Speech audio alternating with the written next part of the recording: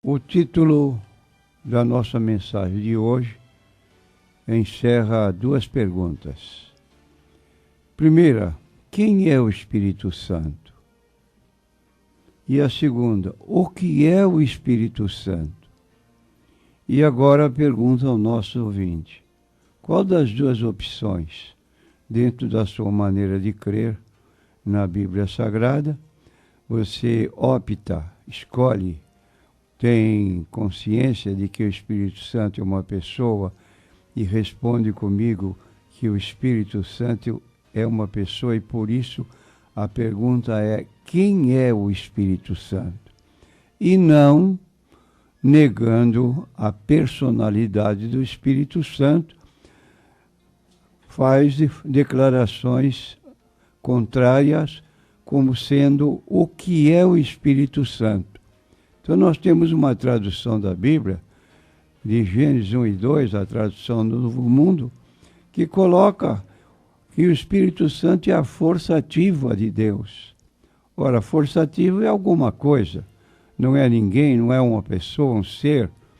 Logo, para essa pessoa ou esse grupo de pessoas, está simplesmente negando a personalidade do Espírito Santo. E antes que apresentemos a nossa posição baseados na Bíblia Sagrada, nós temos que fazer consciente aos nossos ouvintes que é um pecado inominável qualquer pessoa que blasfema contra o Espírito Santo, negando sua personalidade. Foi o que disse Jesus em Mateus capítulo 12, versículo 31 e 32. Portanto, eu vos digo, todo o pecado e blasfêmia se perdoará aos homens, mas a blasfêmia contra o Espírito não será perdoada aos homens. Se qualquer disser alguma palavra contra o Filho do Homem, ser-lhe-á perdoado, mas se alguém falar contra o Espírito Santo, não lhe será perdoado, nem neste século, nem no futuro. Logo, se trata de um pecado imperdoável. Vamos agora consultar a Bíblia Sagrada para tomar conhecimento da verdade com relação à personalidade do Espírito Santo, deixando presente aos nossos ouvintes que quando você se referir ao Espírito Santo, use a palavra quem. Quem é o Espírito Santo, indicando, de certo modo, que você crê na personalidade do Espírito Santo. Vamos ver então o que a Bíblia declara, citando João 14, versículo 16. E eu rogarei ao Pai, e ele vos dará outro Consolador, para que fique convosco para sempre. O Espírito da verdade, que o mundo não pode receber, porque não o vê, nem o conhece, mas vós o conheceis, porque habita convosco e estará em vós. Mas aquele Consolador, o Espírito Santo, que o Pai vos enviará em meu nome, vos ensinará todas as coisas e vos fará lembrar de tudo quanto vos tenho dito.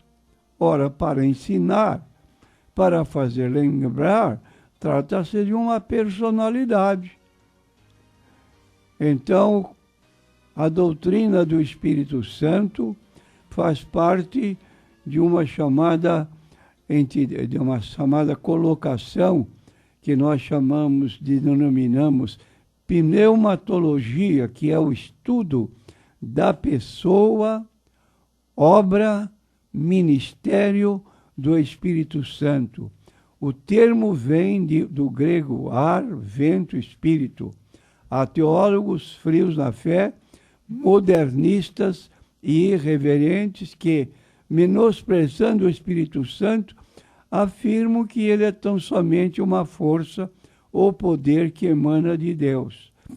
Todavia, o Consolador é a terceira pessoa da Trindade. Sim, ele é uma pessoa em toda a sua plenitude, pois ensina, guia, consola, fala. Como pessoa, o Espírito chama-se a si mesmo eu, conforme nós lemos na Bíblia Sagrada. O Espírito Santo, na atualidade, no dia de Pentecostes, o Espírito Santo foi derramado sobre a igreja, Atos 2:2, enchendo a todos como prometera o próprio Jesus. Após o Pentecostes, o Espírito, os discípulos passaram a pregar, evangelizar e eficazmente alcançando o povo, seja de Israel e as nações gentílicas, sem impedimento algum. Busquemos o poder do alto, mantenhamos acesa a chama pentecostal. E o autêntico Pentecoste leva o crente a evangelizar com poder e dinamismo, a orar e a contribuir para a obra missionária. Precisamos do Espírito Santo atuando poderosamente em nosso meio. Caso contrário, corremos o risco de compactuar com o mundo.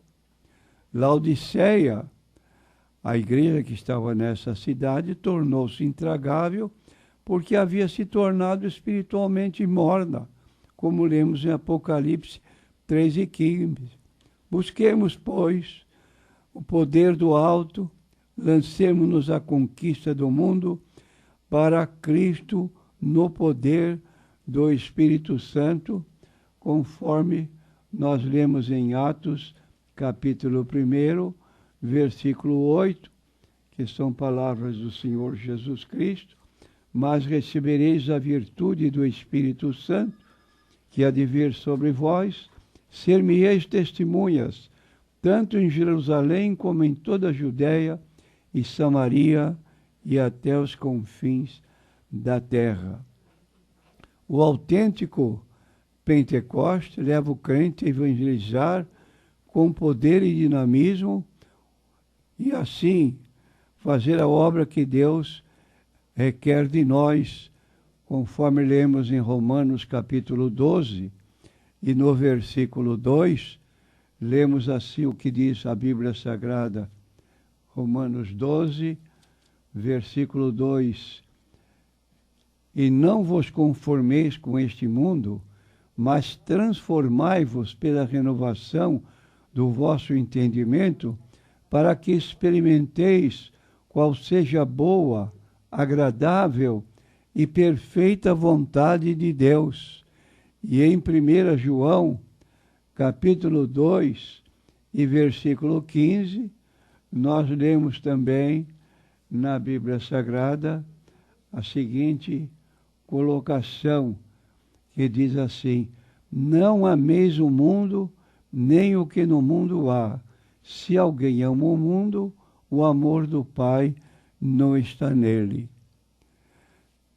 E assim queremos que possamos nos revestir do poder do Espírito Santo. E quanto à personalidade do Espírito Santo, o Espírito Santo tem personalidade. Você sabe o que é personalidade? Personalidade é o conjunto de atributos de várias categorias que caracterizam uma pessoa. Suas ações evidenciam esta verdade. Por exemplo, está na Bíblia Sagrada, em João 14, 26, que o Espírito Santo ensina. Você encontra em Romanos 8, 14, que o Espírito Santo guia. Você encontra em Romanos 8, 26, que o Espírito Santo intercede por nós. Ele possui qualidades intelectivas, mas Deus nos-las revelou pelo seu Espírito, porque o Espírito penetra todas as coisas, ainda as profundezas de Deus. Leiamos juntos 1 Coríntios, capítulo 2, versículos 10 a 11, onde lemos: mas Deus nos revelou pelo seu Espírito, porque o Espírito penetra todas as coisas, ainda as profundezas de Deus. Porque qual dos homens sabe as coisas do homem, senão o Espírito do homem que nele está? Assim também ninguém sabe as coisas de Deus, senão o Espírito de Deus. Mas nós não recebemos o Espírito do mundo, mas o Espírito que provém de Deus, para que pudéssemos conhecer o que nos é dado gratuitamente por Deus. Aí está a colocação bíblica com relação a quem é o Espírito Santo. É uma personalidade, a terceira pessoa da Trindade. Quando Jesus mandou evangelizar, ide, fazer discípulos de todas as nações, batizando-os em nome do Pai, uma pessoa, em nome do Filho, segunda pessoa, em nome do Espírito Santo. E não uma força ativa, em nome do Espírito Santo. Logo, aí está a doutrina da Trindade mencionada por Jesus e recomenda a Jesus que o batismo seja feito em nome da Trindade, Pai, Filho e Espírito Santo.